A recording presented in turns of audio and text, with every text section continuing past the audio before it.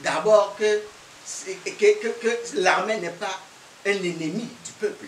C'est dès maintenant, en établissant un programme de transition dans laquelle il y aura, cette armée sera partie intégrante, partie prenante à cette transition-là. C'est pour cela qu'il faut, c'est pour ça que je dis, la présidentielle de 2020 sera la première présidentielle à laquelle nous allons participer avec le projet d'une transition d'ouverture politique. Donc, l'armée comprend que le projet d'une transition d'ouverture politique aura un triple effet. C'est un effet rassurant, tranquillisant et valorisant pour ceux qui perdront le pouvoir. Pour ceux qui perdront le pouvoir. Parce que nous allons nous mettre ensemble pour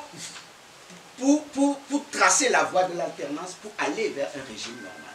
Et pendant ce temps, mais tout sera fait en sorte que les uns et les autres soient rassurés qu'après, il n'y aura pas de chasse aux sorcières.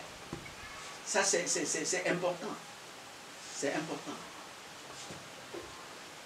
C'est pour cela qu'il faut le projet de transition. C'est pour cela que les trois éléments sont intimement liés. C'est-à-dire les deux éléments, le choix d'un candidat apolitique et la transition, c'est-à-dire qu'on ne peut pas faire l'un sans l'autre. Ces points sont intimement liés. Il faut aller vers une transition de large ouverture politique pour permettre à chacun de pouvoir baliser la voie à cette alternance-là.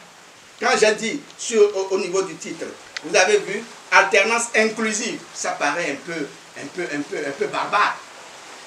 Quand vous entendez ça paraît un peu barbare, une alternance inclusive, ça paraît un peu barbare, parce que l'alternance, ça suppose certains quittent, d'autres viennent, mais vous dites inclusive. Ça veut dire tout simplement que le processus qui doit conduire à une véritable alternance doit être